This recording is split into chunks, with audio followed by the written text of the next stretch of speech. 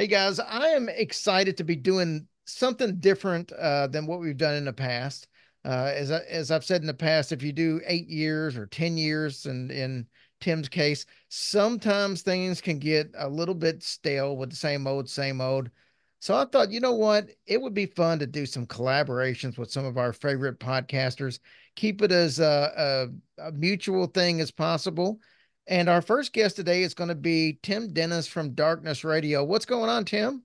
Hey Jerry, I was excited when you got a hold of me and you pitched the idea. I there's got to be something fresh other than sitting down and just talking to each other and rehashing the same old questions. And when you brought this idea up, I was excited. I'm excited just to sit down and talk to you about what we're going to talk about today.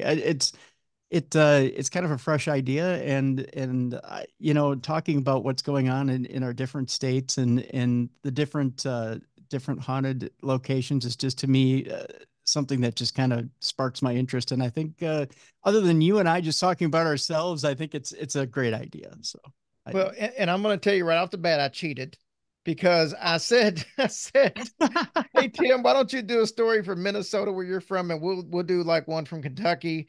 And Yep. instead, I went all the way to Australia because I found something I thought would be great Oh, for this, and I yeah. didn't stick with the program.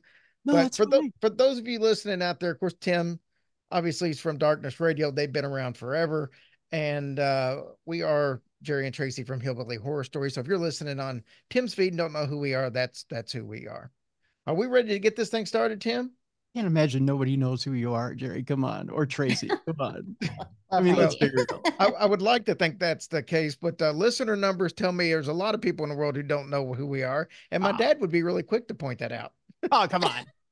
Dad doesn't know what he's talking about. I mean, Well, I first, would never say that to his face, but the first time I told my dad, when we were really first getting started, we were getting like 2,000 listens, and I said, hey, we're getting like 2,000 listens a week. I was all proud of it, and he's like, that's really not a whole lot of people considering how many people were in the world. oh, Okay, oh, I guess, Yeah. I oh. guess touche. So Guess Dad knows how to keep you humble, huh? he definitely does that. Right. So Right. Tim, you got a story from up in your neck of the woods. I'm going to let you go ahead and kick this thing off. I do. Well, the the place I'm going to talk about today, Jerry and Tracy, is a place that's near and dear to my heart. And it's a place that I think a lot of people aren't familiar with in Minnesota. And it's actually number two on the Explore Minnesota most haunted places in Minnesota, which, Nice. yeah, right. Which you would think, okay, so it's got to be famous. It's got to be the Glen Sheen Mansion, which the Glen Sheen Mansion in Minnesota is one of the most famous haunted places, which is actually owned by the University of Minnesota now. But no, that's not it. You would think it would be the Palmer House Hotel, which has been featured on Ghost Adventures. But no, that's not it either. The place I'm going to talk about is actually a place that, when I was the evil general manager and ring announcer for IWI, was a place that I found for our organization to run because it was the perfect wrestling playhouse, so to speak. In other words, it had a great stage to run off of. It had a beautiful screen in which you could play wrestling entrance videos. It had plenty of seating. In fact, we could seat up to 250 to 300 people in it, which for a small independent wrestling organization was perfect. And guys, it was haunted, which is When? perfect, right? I mean, it's a perfect rib to play on the boys, right? I mean, Yeah. and I have a Icing on couple, the cake. right, icing on the cake, exactly, Tracy. And I got to play a couple of ribs on the boys because, as you know, wrestlers tend to be a little bit of a superstitious lot and they hate ghosts. So I'm going to tell you a couple of stories about that as well. So let me tell you about the Mounds Theater in St. Paul, which is near and dear to my heart. Now, the Mounds Theater by now is well over 100 years old. Okay. So it's a nice old movie theater. All right. Now, the Mounds Theater sits in East St. Paul. It's an old vaudeville theater in Dayton's Bluff, which is on the east side of St. Paul. Okay. And it was boarded up for about 35 years in somewhere around the 70s or so. They boarded it up. They opened up right around the early 2000s again, and they started playing initially for it's in a poorer neighborhood in St. Paul. And they started playing things like cartoons and old third run, fourth run movies. It was basically, they had an old DVD player that they would play old DVDs, so you would get to see Lethal Weapon 4, things like that, things that you could get off the DVD shelves, but they would play it for the neighborhood kids or whatever and bring them back into the Mounds Theater, and they would charge a buck, $2, whatever, just to kind of get things going. Now, the municipality had opened up the Mounds Theater as kind of a restoration project or a heritage project. And then they started offering plays. So they started doing things for the community, and it was more of a community project. Well, as it turns out, they found out that it was haunted as well, as they had a few different hauntings that were going on inside the theater. So a paranormal group came in as they found out that it was haunted and decided, you know what? We're going to convince the municipal board that we can run paranormal tours in this theater as well. It didn't go over real well at first, but when they realized that they could make some side money off this, they decided to let them do it. At first, it was only during October, but then they started to kind of do it like quarterly, which turned out to be a little advantageous. Well, when Darkness Radio came around in 2006, we found out that there was a paranormal group that was running tours over there, ghost tours. So we started to do little events over there as well with them. The Twin Cities paranormal group that was over there was as well doing events over there. And it started to get bigger and bigger. So it's still, to this day, it's the activity is ramped down a little bit. There's still local independent wrestling groups that run independent wrestling shows over there. IWI is no longer running, but there's other wrestling groups that are running shows over there. But let me tell you a little bit about the activity that's going on over there, because it's quite interesting and it's quite spooky. I mean, there's some good hauntings and some not good hauntings over there at the theater. So there's allegedly 3 ghosts that are known at the theater. Okay. The first one is relatively mundane. All right. The first ghost is of a happy little girl who bounces the ball, a little ball, on stage. Now, when you walk into the Mounds Theater, when you first walk in, it looks relatively happy. All right. When you walk into the theater, it's got like a little entryway, and you've got like a little concession stand, like an old time concession stand. And they show you like an old time projector. I mean, really old time. We're talking like, 20s, 30s. And when you walk to your left, you have this concession stand. And they serve everything. They serve beer, wine, popcorn, candy. They even have hot dogs. And when you walk to the right, there's just this expansive lobby. I mean, it just you open up, and it kind of goes down on a slope, which was a bit of an issue when we were trying to set up a wrestling ring. We figured out a way to level it. But you go down on a slope, and it has this beautiful lobby. I mean, you're talking, I think it was built in 1910 or 1915. The building was, if I remember right.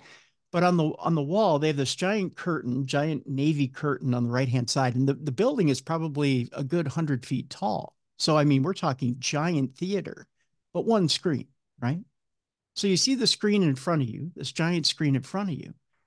But to the left, you've got kind of an old fashioned, it's like a stage or a lobby, a side stage.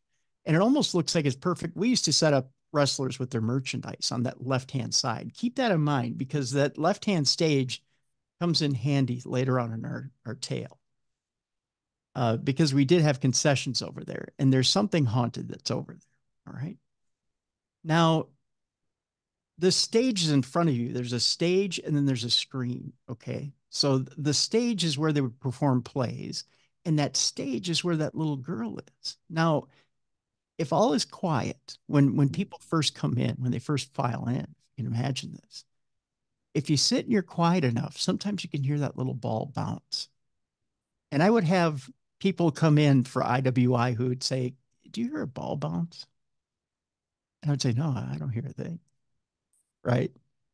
But you could hear it when people first come in, the first couple of people. What's interesting is we would hold events and we would do things uh, like shows and scares, okay? Because we wanted to try experiments. So what we would do is we would hold an IWI show, and then we would wait for the crowd to file out, and then we would have a ghost hunting event right afterwards. So why we would do this is because we wanted to amp up a crowd and amp up the energy. and see if that would feed the ghosts. And then we would ghost hunt afterwards. And you'd be amazed what kind of events or what kind of results you would get from the event because it would feed these spirits. And It's a you would cool get, concept. yeah. And oh, you would get results. Let me tell you, brother, you would get results.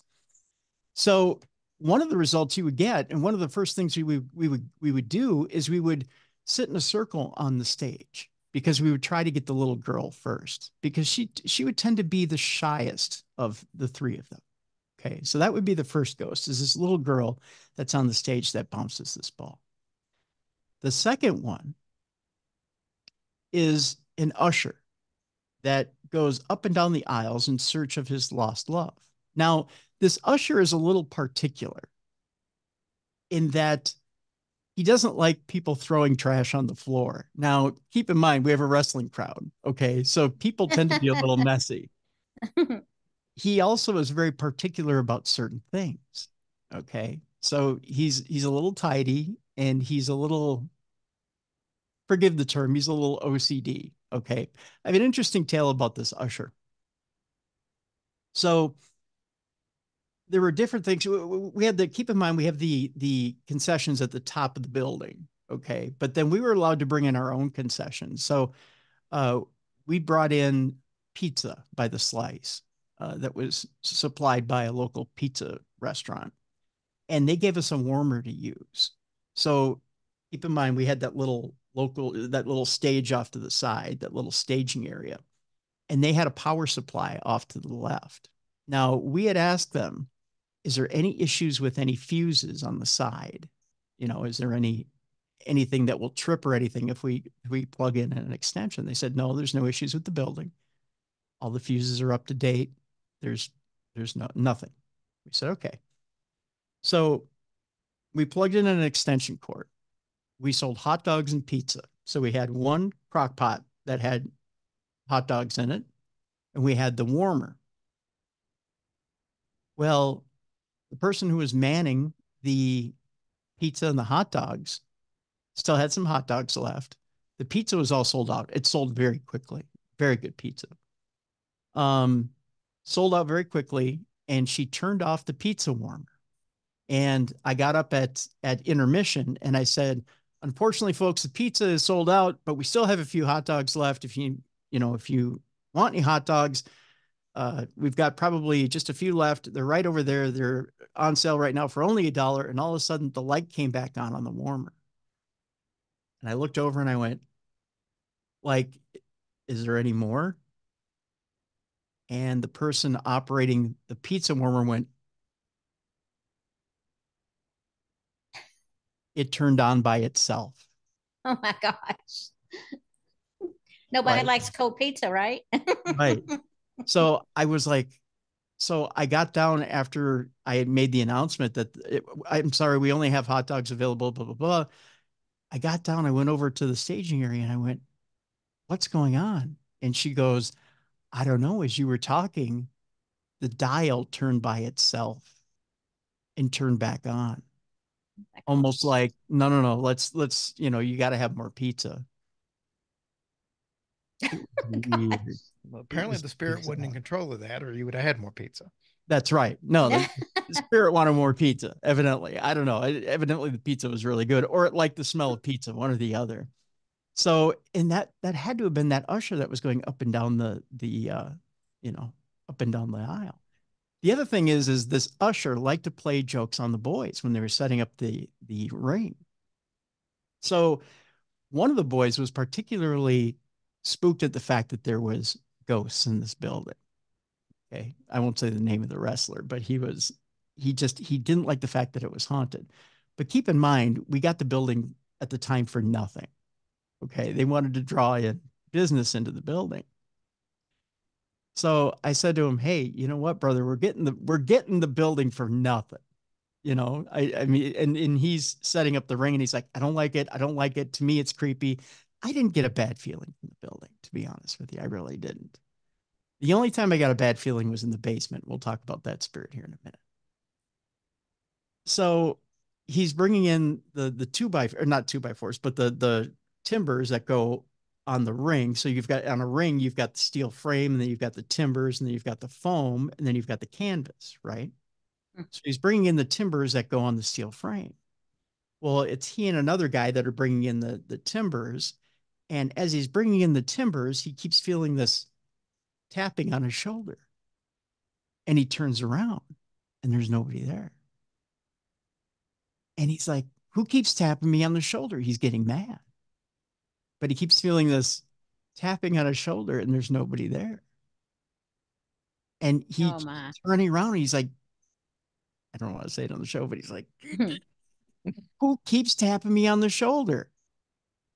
And I'm busting out laughing because I'm sitting here watching it. I went up in the crow's nest. I'm sitting there watching him load in, and there's nobody tapping him on the shoulder.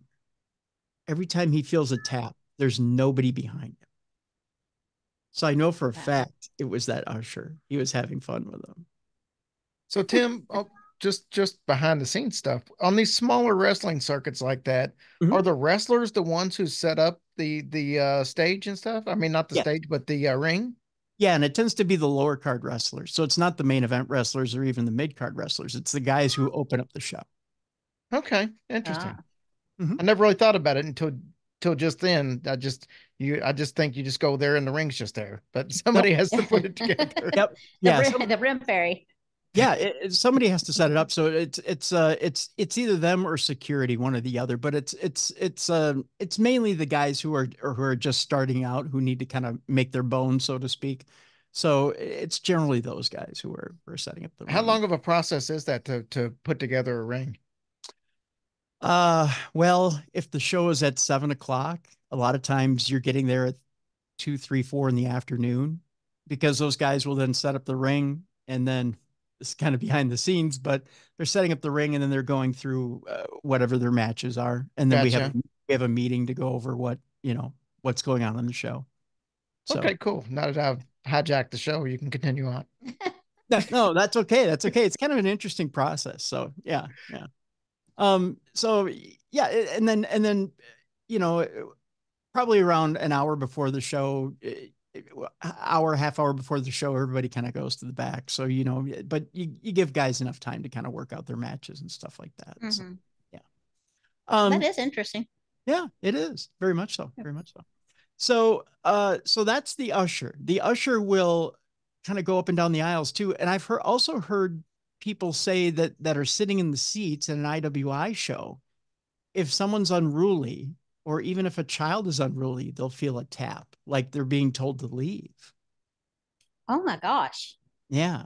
Like they're not appreciated. Like if they're throwing too much junk on the floor or they're spilling too much on the floor, they feel a tap on the shoulder like they're being told to leave. So this usher does not like the fact that. Yeah, he ain't playing. No, so that's an interesting ghost as well. So you've got the usher, you've got the little girl. The third ghost that's known in the that you can actually find on the tour is Red, who's a projectionist, who's up in the booth. Now you got the projectionist booth that's up in the catwalk. So you've got a catwalk that goes and is accessible by going up 2 staircases. So when you're in the lobby, you've got a staircase to the right, a staircase to the left that you can go up, and both go up to the projectionist booth and the catwalk that goes around towards a stage. And what's interesting about Red is kind of a cantankerous old man, so to speak. Red is, I found him, if you're respectful to Red and treat him with respect, he's fine. But the minute you try to poke, prod, and cajole, and you're prodding him with questions and who are you and when did you live and how long have you been here, and you try to face off with him, you'll feel cold spots, you'll feel an electric sensation. Red doesn't put up with much crap. He really doesn't. But when I've been up there and I've asked questions, and I've actually gotten a small EVP from him, but it's very short. He doesn't like to answer a lot of questions. And cold spots are common up there in the projection booth. I told him I'm in media, I'm a radio guy. I'm not going to touch the equipment. I'm not qualified to touch the equipment. I understand projectionist is a union job. It's a skilled job, and I'm not qualified to touch this equipment. I respect what you do. Can you tell me a little bit about what you do? Because I'm curious about what you do. And you start to talk his language. He will open up a little bit and talk to you a little bit in an EVP session. But he's not real friendly. So you have to kind of not walk on eggshells around it, but you have to know how to talk his language in order to get him to talk back with you. So Red's an interesting character. He's an interesting character, but he exists up in that projection booth. But you can definitely feel an oppressive presence up there in that projection booth. It's an interesting place and one of the more darker areas. Now, the darkest area, if you're allowed down there, is in the basement. The basement is behind the stage. Now, the reason why they don't necessarily allow people down in the basement is because there's a well and a sump pump down there, and it's a deep well, and it's very dark down there. Oh. Now, if you go with a ghost hunting tour, you can go down in the basement. Now, there is what I believe is an elemental down there. It's not a fully human ghost or spirit. What's interesting is we caught something on an SLS camera. Kevin Swanson, who's a friend of the show, had his SLS camera there. And the only way to describe it is it was a spider-like thing on the SLS. And we had someone sitting around the sump pump, and we had asked it to show itself, and it came down like this. And someone had asked it to come up and touch them, and it came along like this and went up. Oh my gosh. leg. Yeah. And they said they felt like an electric coldness come up their hand or up their leg and then up their arm. And then they quit giving it permission to touch them. And then it crawled away and went back towards the corner where the sump pump was. My gosh. And it was the creepiest thing to watch. And it was recorded on video. But very cool. Yeah. But it was creepy. That's for sure. My goosebumps just hearing about that. I can't even imagine. Hey, come on over here and crawl up my arm, why don't you? And then he does.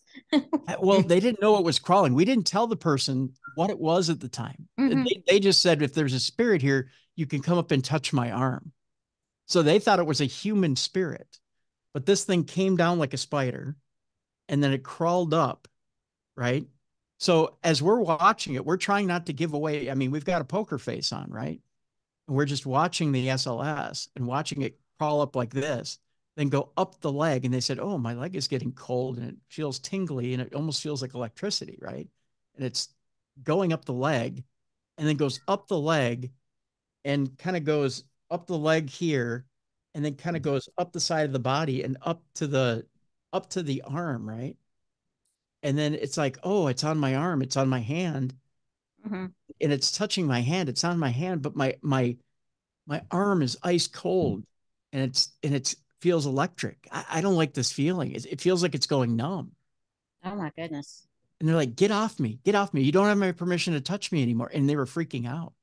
And then that's when this thing goes right off of them and goes back towards the sump pump in the corner in the well and goes back there and stays back there. So it was just bizarre. It was just weird. It was, I feel like talking about it. Yeah. Yeah. But there's definitely something down there. And like I said, I think it's more elemental than anything else. I think it's something that's been with that land for quite some time, but it's not, whatever it is, I don't think it's human. So. Wow. Nice. What would you have done, Jerry? What if the thing crawled on me? Yeah. I'd have just laid back and took it because I'm that kind of guy. I'm not going to try to disturb anything. And that was Freddie's whole entire body on the computer. Sorry about that. Yeah. Okay. That's okay. Probably trying to protect you from whatever that elemental thing was. Yeah. That's for sure. That's for sure. So that's the theater. That's over there in St. Paul. There's other people who have been in the theater have reported flickering lights, strange smells, those cold spots. Um, I don't think there's, other than that thing in the basement, I don't think there's anything too malevolent. It's just spirits that have Mhm. been there in the theater in the past. It's nobody reports being scratched or anything like that, or it's just mainly friendly ghosts. But it's a great place to investigate. It's a wonderful old theater, and it always produces. I don't know anybody who's ever gone to the mountains and says they've been skunked. Wow, Nice. we need to check that out for Yeah, sure. most definitely. So Tim, before we get into our story, Mhm. God, I can't believe there'd be anybody who wouldn't have a clue what Darkness Radio is. You guys have been around for almost 20 years, but um, tell somebody if they wanted to listen to Darkness Radio, how would you describe the show? What are they going to get if they tune in? Well, on Tuesdays we do a True Crime Tuesday, which is a little off the beaten path, but True Crime Tuesday also involves paranormal, a little paranormal element at times. It's kind of the idea behind True Crime Tuesday at the time was to combine paranormal elements with true crime, but of course, 52 weeks a year, you can't necessarily do that. So Yep. you've got the true crime element there on Tuesdays. On Wednesdays, it's the original supernatural news, which supernatural news includes a bit of a funny element to it because you can't live life and not have a sense of humor. So we combine a little bit of funny with supernatural news, but of course you get your informational element there as well. There's also Parashare, where people write in or leave a voice note and tell their stories, um, as well of their true paranormal encounters. Thursday we have a supernatural interview or paranormal interview with someone from the field, whether it be from television, film, an author, someone who's an experiencer, whoever it may be. That's on Thursday. So it's 3 times a week, and really it's quite the fun and informative show. Education, entertainment, and informative. So That's great. yeah, It's what the Yeah, people want for sure. it's yeah. fun. I've had the honor of being on one of the Thursday episodes, year and a half, 2 years back. So it was a big thrill for me, considering that I was listening to Darkness Radio way before I ever thought about starting a podcast. So you guys were pioneers. And we got to have you back again. We'll again, this will air as well over at Darkness Radio, um, but anytime you're welcome. We Thank appreciate you. that. Yeah, yeah. Can I put Freddie out really Yes, quick? go ahead and Thank you. Sorry. put Freddie out. So, Tim, Tracy, I dug up a poltergeist story from Australia that, believe it or not, I had never heard of. And I ran across it. And then that's why I suddenly flipped and said, you know what? This would be a really good episode to do with Tim. I don't know if you're familiar with uh, much of Australia other than the major cities, but there's an area called Nolamara. It's a suburb of Perth in Western Australia. And this story takes place back in the late 1960s. And it basically, this poltergeist terrorized a young family in their home for a decent little period of time. So let Mm, me set the scene for you. You got the dad, Liam, his wife, Pat, and then their young child, who was about 18 months old. They move into the home. They had no idea what was about to happen to them. So almost immediately, these strange things started to happen. They just started a new business, so money was a little bit tight. And Liam had told Pat to kind of go easy on the spending, nothing but essentials. okay.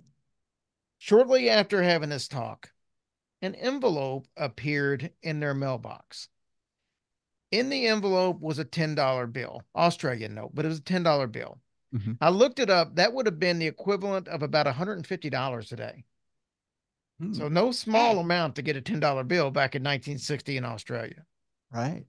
Obviously, this was as a surprise to the family, but they thought, you know what? Maybe a neighbor knew that we were kind of struggling and they decided to kind of leave us a little gift. And that's the way it was left. Well, a few days later, Pat was dusting the window frame and a $20 bill floated down from the curtains.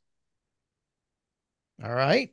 It's strange, especially because you had the money in the mailbox just a few days earlier, but maybe the previous owner had a $20 bill, decided to kind of hide it in the curtains. Don't know why they would. It's a strange hiding place, but that might have been an explanation for what happened, at least the only rational explanation. Mm-hmm. Then one night before going to bed,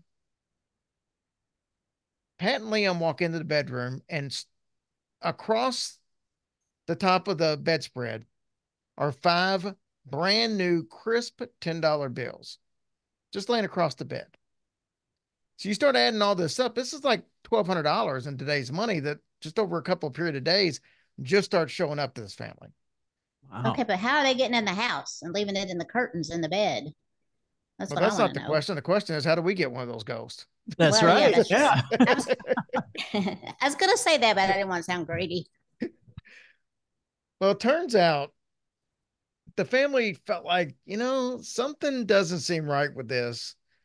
And, I guess in the 60s, it would have probably been more of a time to turn towards, depending on what your beliefs were religious wise, that this might be something evil, demonic.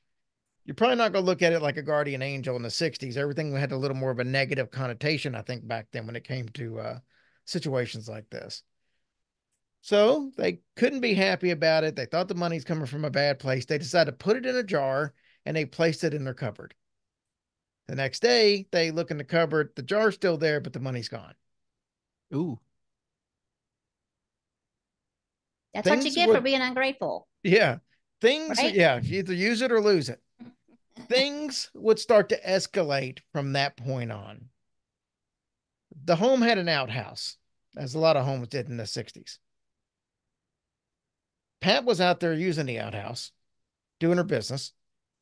And I guess it had one of those, not necessarily a handle, but like one of the long sticks that kind of you would pull down to lock the door, keep it from opening on their end. So this could be open and closed from the inside. You couldn't get to it from the outside. As Pat's sitting there, the the handle on that door, that stick started lifting up, and it lifted all the way up to the point that the door suddenly opened up. There was nobody outside. It was just Pat sitting there showing everything to the outside world and had no clue how it happened. Oh no. Then on another occasion, Pat walks into her room and she finds all of her clothes that had been in a wardrobe were now strewn all over the bedroom floor. So everything was kind of geared towards Pat for a little bit. Then the entity set its sight on Liam. Somebody apparently stole his cigarettes. There's only two of them in the house and the kid. So, he's like, I don't think she did it. So somebody had to do it. Then, as he's reading the newspaper, these small pebbles start being thrown at him. I don't know. He don't know where they came from. He just knows these little pebbles started getting thrown at him and smacking him all over the face. So he starts complaining about the cigarettes again. So I guess, getting hit in the head with pebbles makes you think about cigarettes. And the next day, a brand new pack appeared on the kitchen table. Neither one of them had been to the store. Neither one of them had been out of each other's sight, Oh, he felt bad for taking the cigarettes. I guess. Just guilty conscience, I guess. So the family decides they're going to go out to dinner one night.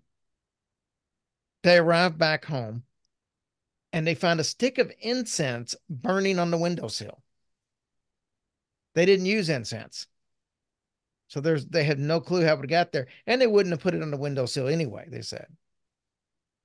Now you're getting close to Christmas time. The family puts up their tree. They've got this beautiful decorative ornament they hang on a tree. And suddenly the ornament's missing. Where does it turn up? Outside in their garden In on the a different tree. outhouse. Oh. No, not in the outhouse. All right, get this, and I promise this is what was said. A pear went missing and it reappeared on the front seat of their car. A pear, a fruit pear. Exactly. Oh That my wasn't going gosh, to be the what kind of only random crap? well, that wasn't going to be the only havoc that involved food. So one evening, Pat left a steak on a plate. She was getting ready to cook dinner. She walks out of the room. She comes back and the meat was gone. Well, she was frustrated. So she screams at the entity to return the meat. And a few minutes later, it reappeared on the plate. She cuts up the steak, she puts it in a pot. Then she cuts up some vegetables. I guess she's making a pot roast or a stew or something of that nature.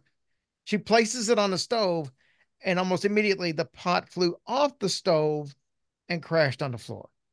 Now, you could say maybe she just didn't put it on the stove good enough. She says that wasn't the case. It was on the back burner, not the front. Oh, wow. But get this, when the pot hit the floor, all the vegetables scattered and went everywhere, but the steak stayed in the pot. It was the only thing left in the pot. Wow. This thing's a weirdo. Well, in a scarier turn of events, there was a kettle of water that was, I guess, basically tipped over and poured on top of their 18-month-old son. Fortunately, he was not injured at all. I don't guess the water might not have been hot yet, or Oh it no. might not even been heating up to begin with, but that happened. At the same moment that the kettle tipped over, there was a plate on the kitchen table that just lifted up and then fell back down and smashed on the table. Here's one of the strangest occurrences. The son was eating, 18 months. He had a piece of meat in his hand, and an unseen force ripped it from his hand, and the meat disappeared. Well, he could have choked on it. Maybe he was doing a kid a favor. Maybe so. It was doing a kid a favor. The family tried several different ways to drive this entity from their house, but nothing seemed to work. So they moved out. And luckily, the entity didn't follow them. So that's our Wow. little story about our Australian poltergeist. Wow. I don't know what to think about that. I think he's a weirdo. So it's like, I took your cigarettes because you don't need to smoke. And it's like, why are you giving an 18-month-old meat? They probably don't even have enough cheese to chew it all in yet. So he might choke. So he slapped that away. And all that other, I don't know what the heck. Or maybe they did the incense because they didn't want to smell cigarette smoke anymore. So they thought that would mask the smell. How's I that? don't know. I would get it more if instead of a steak, it was like chicken or turkey or something, because then maybe it would be a poltergeist. But A I see poltergeist. what you did there. Oh my goodness. That is, it just makes you really wonder though, why those things do what they do. Well, how do they choose to do what they do? I mean, is that all they can muster is to knock things off, like on, like on Ghost, how I they think just, have to really I think concentrate? in some cases, Tim, what's your take on a poltergeist? What it You know, actually is, in your opinion, or do you think there's different varieties? did you say that they had teenage kids in the No, house? no, and No? that's what I usually associate poltergeist is Right. teenagers, especially young ladies around Yeah. that puberty area. That's usually where you get them. But you got the case of the Indiana poltergeist that did involve an elderly woman. And then Right. we just covered a story on the last one we did here with Mysterious Circumstances, where it was a 17-year-old boy, but that still fits in the demographics. But this one Right. was two adults and an 18-month-old baby. So Hmm. it sounds more, it's listed as a poltergeist story, but to me, it sounds more like a true haunting than a poltergeist. It sounds more like an extreme haunting, doesn't it? Mm-hmm. Mhm. Um, yeah, and I hate to. It, it doesn't sound demonic. It sounds more like what Tracy was saying. It sounds more like a Protective. protective. Yeah, it almost Mm-hmm. sounds like something that's reaching out and trying to be more protective or impish. Mm-hmm. More like it's having a little fun with the family at the same time. It's also Mm-hmm. trying to keep things away from them at the same time and looking out for certain members of the family, like with the cigarettes or like with the meat, keeping it away from the baby but at the same time, it's messing with the mom with the pot. Um, it, it's it's almost like it's trying to keep it like it succeeded in keeping them away from the house or getting them away Mm-hmm. from the house. But it's kind of interesting. You can't really sit down and have a conversation with it unless you do some sort of work with it, ITC work with it. But that family had no idea of knowing that they could do that. Mm-hmm. Well, my whole thing too is with the money. What I mean, That, yeah, I don't that's think I've ever. The Go money, ahead, sorry. the money I think is almost more explainable than anything else. I think the Mm-hmm. money is the way to entice it to see if is the spirit's way of enticing them to see if they'll play along. In other words, Hmm. I'm offering you a gift. If you take the gift in good faith, you know what? I think I changed my mind. I think it may, you're going to roll your eyes when I say this, it may be a bit of a demonic spirit because you take the money in good, I shouldn't say in good faith. You take the money, you use it, then you've entered into a contract. yeah, you're obligated now. You're obligated, right? They Mm-hmm. took the money, put it in a jar. So, in other words, they didn't trust the entity. The minute they don't trust the entity and they don't enter the contract, that's when the games begin, Oh, right? there you go. Uh-huh. So, that's when the entity starts to turn against them. If they take the money and they selfishly use it, well, they've entered the contract, then the entity would then start to reward them and then play the Faustian game and then eventually turn against them. And, and then eventually maybe show themselves to the family. But that didn't Hmm. happen. You see what Yeah. I'm saying? So it Yeah. might have been a demonic spirit, But but we don't know. the money though could have been, and just a more proof of what Tracy was saying. They might have been trying to help the family out. Maybe the entity was like, "Look, here's some money. Things are tough right now. Let's help you get through. We're gonna make you quit smoking. We're gonna, we're not gonna mix our meat and veggies together because food shouldn't touch. I don't know, but Sure. whatever the case is, and maybe that was a reason for taking the meat out. Maybe that meat was tainted, It could have and been. they were, Yeah. so maybe all of it were signs that it was just trying to help out. Who Yeah. knows? It could have been. You're right. It could have been the spirit had all intentions, but to move stuff that quickly and that violently, most Mm-hmm. regular spirits don't have that kind of power. That's true.